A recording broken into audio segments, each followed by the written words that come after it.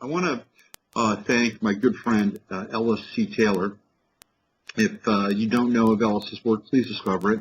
There's a link on my website, or you can just look up Ellis C. Taylor on the internet. And Ellis and I have developed a pretty nice friendship through the internet. And Ellis is a brilliant numerologist, and he works with numerology in ways that other numerologists that I have not. Most numerologists I've encountered do not approach numerology in the same way that Ellis does. Let's put it that way. I'm very impressed with his understanding and grasp of numerology from a very unusual perspective. And he did not just trot out the normal. Of course, being somebody that is into systems, I looked at numerology quite intensely in my 20s, and I went through these phases in my 20s where, I look back on it now, and it seemed sort of peripatetic at the time, but it really, in retrospect, wasn't all that peripatetic. When I got back from Findhorn, one of the first things I got into was astrology, and I took a course in astrology taught by a woman locally, and I just seemed to have this innate grasp of astrology. Came very easily. I understood it like a second language, even though I hadn't really studied it before. And then after that, I really got into runes and spent a lot of time learning about the runes. And I read Ralph Blum's book backwards and forwards 50 times and memorized all the runes backward and forwards meaning, and the Elder Futhark and all that stuff, and really got into them. And then I got very into numerology and bought all my books on numerology. And there was a time when I was doing numerology for people in real time, like I was breaking down their name, adding up the numbers of their name in my head, doing their authentic self, the personality, soul, purpose, karmic numbers. I would do it all in real time. So I went and I had this assemblage of all these tools that I've been working on. So I was fairly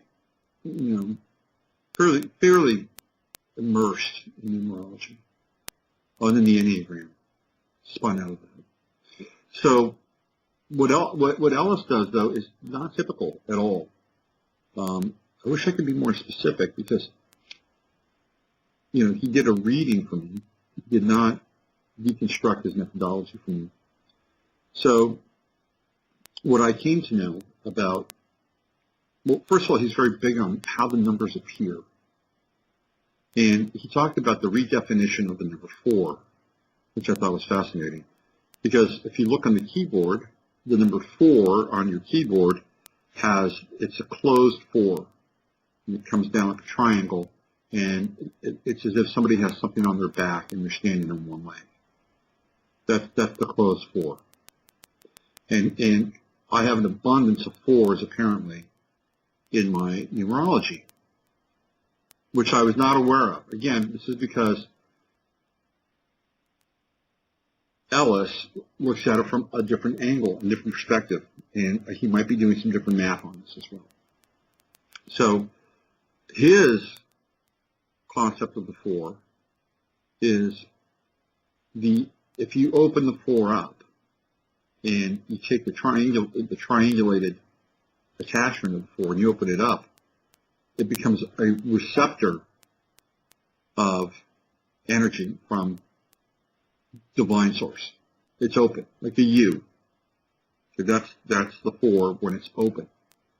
And then his symbolism of the 4 is water coming through the upper part of the 4, water being inspiration, and going through all 4 points and going around the 4. He says it becomes like a water wheel. And the key to having the water wheel do its thing, or the key to the 4 being in movement, because the 4 needs to be in movement, is to allow this energy, this inspiration, to take the wheel and spin it, and spin it, and spin it, and spin it. And I have, and that was actually quite good for me, And I learned a lot about 16 as well.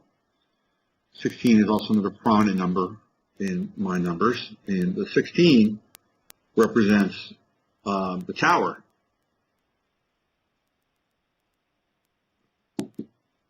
And most of us know what the tower is. It's Mars, and it is a volatile energy, and it can be a destructive energy as well. But he also looked at it from the mystical component, which is the 1 and the 6. So anyway, I don't want to get too deep into my reading, but I just want to share with you that if you're looking for someone to do a fantastic numerology reading, and not only does Ellis know his stuff based on his style, but he's also very intuitive. You know, he's very psychic. I mean, I've done Ellis's chart, and I've done readings for Ellis, and let me tell you, he's got some potently psychic planets aligned in his chart. Anyway, Ellis C. Taylor, check him out. He's worth exploring. And if you are looking to have a reading, highly recommend doing that with Ellis. Okay?